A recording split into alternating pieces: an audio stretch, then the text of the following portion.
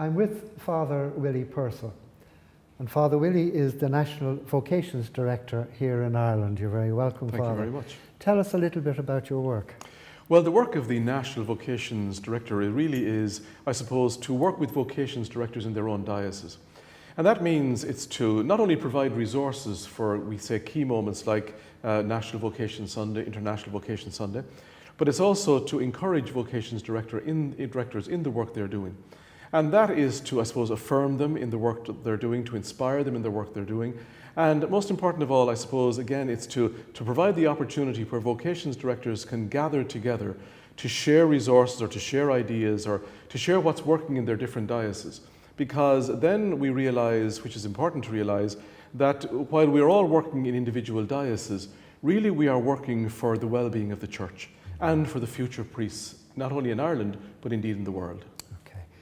How difficult is it in these days to encourage young men or men to think about priesthood? Absolutely, we're living in difficult times, but when I was reflecting on this in the last few days, particularly being around the different people, religious and priests, and the different people who are working with the World Meeting of Families and involved in the World Meeting of Families, I was thinking to myself, there has never been a better time to be a Catholic or a better time to be a priest.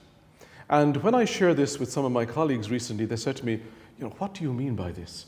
This is not a good time to be a Catholic. This is not a good time to be a priest. And I said, of course it is. Because when challenge comes into our lives, it inspires us to delve more deeper into our own spirituality and our own relationship with God. It also means that we have to look beyond ourselves and the people we're working with or the people we're ministering to. We have to realize that in the world that is sometimes anti-church, even anti-God, we have to be counterculture.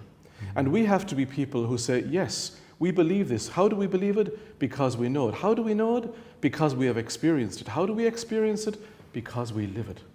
And therefore, I believe there has never been a better time. In encouraging men to come forward for diocesan priesthood, I often put the challenge to them. I say, look, the challenge in the church and in the world is a challenge of love, as Pope Francis says.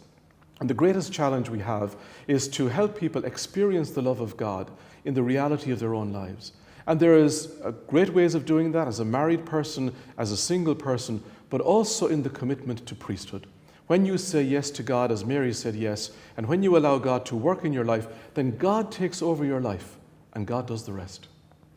Listening to you speak on that particular point, I remember a priest friend of mine, we were having dinner there recently, and he came up, he said something to me which I thought was fascinating. He said, Niall, it's never been easier to be a saint. Yeah, absolutely, yes. Or I like the little saying which says, you really have to be a martyr to live with the saint. If a young person is considering becoming a priest, how does he discern his vocation? I think there are three key areas in the discernment process. The first thing is to pray. And I think this is the heart of priesthood and it's the heart of discernment.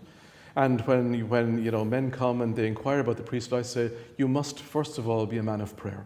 And you must go and take this rumbling in your heart, or this rumbling, this desire to become a priest. You must take that to the Lord in prayer.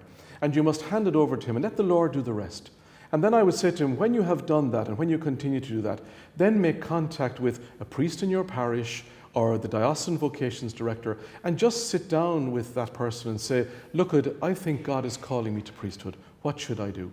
And then most vocations directors, what they will do is, again, they will encourage that man to pray, but they'll also provide some material, some resources for him to actually read and reflect on, or maybe some very good websites like the World Priest and other websites of that good nature. And they will say, look there and see, and then they'll begin a process. And the process really is a process of accompaniment. That means that the priest walks with that young man through discerning the call of God in his life to be sure that this is where God is calling him. And that means that kind of leading, and again in my own time, what we do is, in my own diocese, we have a discernment program. We have a program of discernment so the young person can come and find out what is the best way to actually not only answer the call, but firstly to hear the call.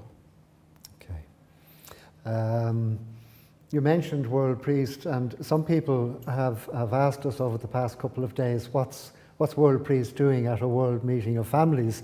But of course, the family is where vocation starts, isn't it? Yes. As Pope St. John Paul said, the family is the seedbed of vocations. It is the first seminary. It is there that the person really, through their encounter, through the family, with the experience of God, that they allow themselves to be open to hear where God is leading them. And within that encounter, that they experience that sense of being called to priesthood. The family that prays together stays together. Father Peyton. Wonderful vocation story. Yeah. But in that sense that that the world priest has a place, a very definite place here, because the priesthood is the family of God also.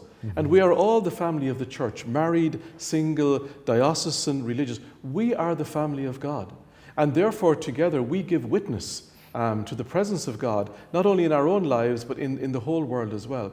And again, that sense of looking at where God is leading us through the family, through the discernment process, into understanding the whole call of God, and then taking that step, that risk, as Pope Francis says, take the risk, because if you don't take the risk, you will never know whether it was for you or not. Absolutely, absolutely. Well, you mentioned World Priest earlier on the website, so obviously you know about World Priest and about our annual Global Rosary Relay for the sanctification of priests. Which is amazing. What's your view? Oh, I think that's absolutely amazing. I think when I think about that and when I reflect on it, and again, when you see it, that the whole world is praying the Rosary. And being someone who goes to Fatima every year and who loves the story of Fatima, and particularly the importance of the Rosary in our lives and in the life of priest, is that when the whole world is praying the Rosary, then the Rosary is the most powerful instrument against evil. And any evil that comes into the world or into the church, the Rosary is that powerful source of dispensing that evil. And in priesthood, again, that globalization of the Rosary, the understanding of the whole world praying the Rosary together, it sometimes amazes me to think that, that the whole world is praying the same prayer for the glory of God, for the restoration of our lives and our faith, and for the sanctification of priests. This year we're still waiting for some final numbers, but between 12 and 14 million That's amazing. People throughout the world, which represents 400 million Hail Marys. That is just amazing. When you think about it, when you think of the power of that prayer throughout the whole world and throughout the church throughout the whole world, that's an absolutely amazing thing to understand. And when I think about it, the power and the response that God will give us through the intercession of Mary to that prayer, I believe, is the response will be more vocations to priesthood. Thank you. Well, God bless your work, Father Willie, Thank you very much. Thank you for talking with us. God bless you.